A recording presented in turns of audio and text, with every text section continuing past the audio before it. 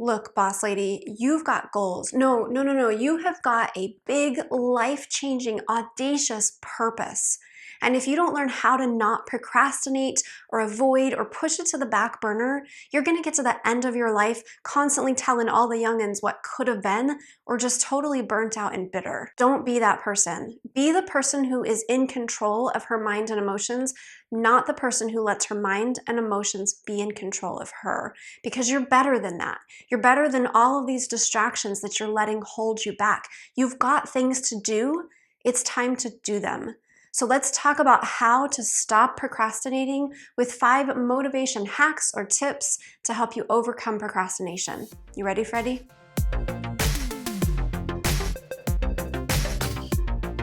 What's happening, boss lady? My name is Tara Wagner, your belief breakthrough coach. And if you are new here, I teach female entrepreneurs who are struggling with the work-life juggling act how to overcome things like imposter syndrome or overwhelm so they can finally execute on all of those ideas or plans they keep putting off and scale their business without scaling their stress. And in this video, we're specifically going to be talking about procrastination, how to not procrastinate this year, next year, ever again.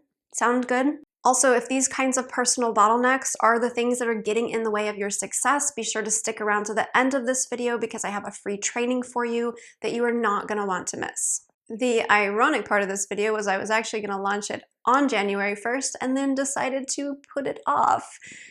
It was a mindful decision. It wasn't exactly procrastination, but do I still struggle with procrastination? Of course I do. Every single person will come up against this in their business.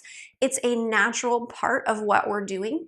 The difference between people who are successful and people who are not successful is knowing how to handle it when it does happen. So if this is something you're struggling with, the first thing I actually want you to do is just take a deep breath and give yourself some forgiveness, some grace. Stop beating yourself up.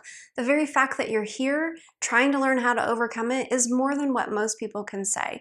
So let's dive in with step number 1 on how you can not procrastinate. Step number 1 is to reconnect to your why. I like to tell my clients that your why must be bigger than your why nots, because in business, there will be things that you do not want to do. There will be challenges that you run up against. There will be things that are not fun. Even if you love your job, you love your work, you're gonna find things that you don't like. You can't law of attraction the challenges away. You have to learn how to connect to something bigger than your challenges. And when you are so strongly connected to your why, that it is a fire inside of you, all of those why nots just start to look smaller and smaller and smaller in comparison. So why? Why are you doing what you're doing? Why do you actually want to do the thing that you're procrastinating on?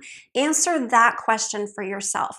Why do you actually want to do the things that you're procrastinating on? What is it going to bring into your life? What is it going to lead to? What is it helping you to create? Get connected to that purpose, and all of the things that you don't enjoy start to become more tolerable. Drop me a comment below and let me know why you actually do want to do the things that you're procrastinating on right now. Step number 2 is to break it down smaller. Sometimes we procrastinate because our why is so big that it looks overwhelming. It's like, how? I have the why. How do I actually do this thing? When you have something big, huge on your plate, some big vision, you're going to procrastinate if it overwhelms you. So start chunking it down into smaller and smaller steps. You may not even see all the steps all at once. That's okay. You don't have to see the entire path as long as you know what's right in front of you. Chunk these down into such small steps that you can easily manage them and they don't feel so overwhelming. And if you're not sure how to do this, check out my video that I did last week on how to achieve a goal in 90 days, as well as a time blocking video where I talk about breaking these things down. I'll leave the links to both of those in the description below. The next step of overcoming procrastination is to add in people. We all need support, encouragement, or accountability, and we all need the right kind because let's face it, not every person is a safe container for your goals and your dreams. So if there's things that you're working on that you're procrastinating about, make sure you're connecting with the right people who are going to be able to support you in the way that you need support. Another way to do this is just to do it together, work with people. I think this is why the WeWork, the communal workplaces are so popular right now among entrepreneurs because working for yourself or working from home can be really lonely sometimes. One way that you can do this is to join our Boss Lady Facebook group just for female entrepreneurs. You can find the link to that in the description below and grab some accountability, support, and encouragement in that group. Step number 4 is to hack your psychology to create more motivation. And there's 3 ways that I find are really popular to do this. The first is to gamify it.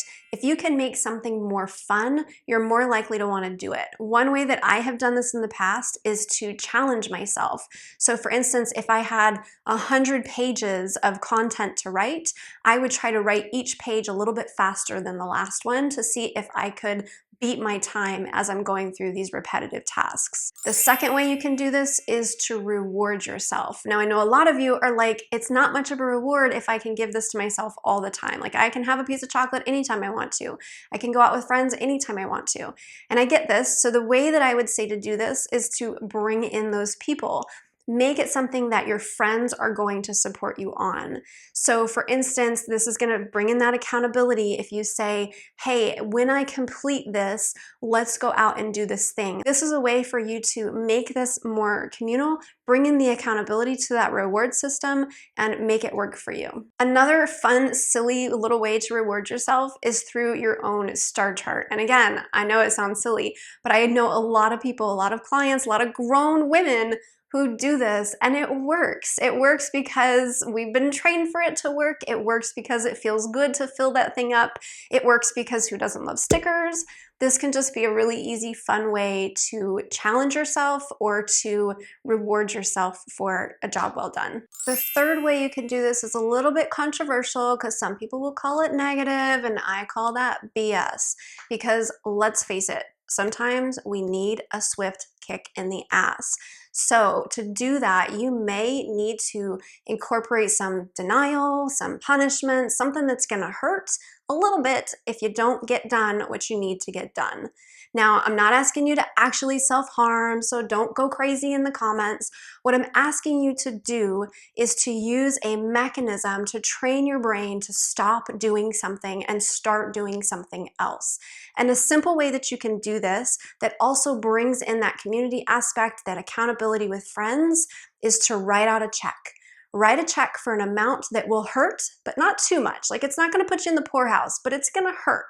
And tell your friend, if I do not get X, Y, or Z done, I want you to cash this check. This is a great way to get your butt moving because let's face it, sometimes the hardest part of getting started is just that initial getting started. It's getting moving.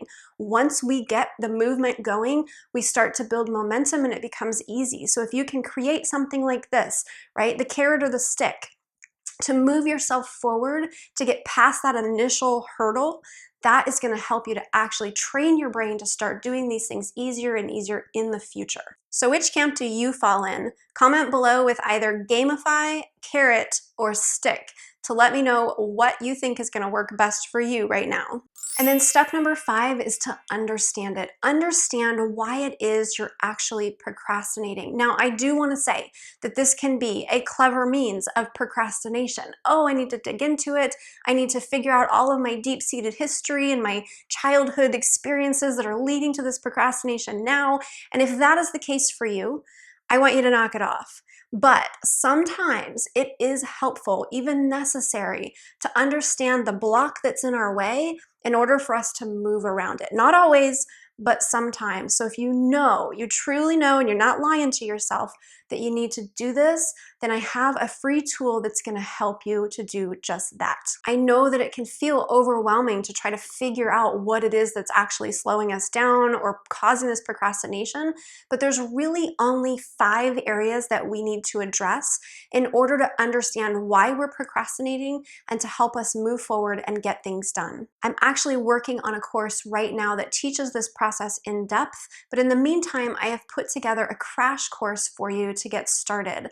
It's called called Bottlenecks to Breakthroughs. It covers these 5 areas you need to address, and it starts you off with some simple exercises to start moving through this process and overcoming your own procrastination or overwhelm or imposter syndrome or any of the other personal bottlenecks that might be holding you back. It is 100% free. You can grab it up in the corner of the video or down in the description below. What are your best tips on how to not procrastinate? Leave your answers in the comments below for others to benefit from. Make sure you grab that Bottlenecks to Breakthroughs training, and if you are a female entrepreneur, give me a thumbs up, hit that subscribe button, and share this video with other female entrepreneurs that might benefit from it as well. Thank you so much for watching, and I will see you next time.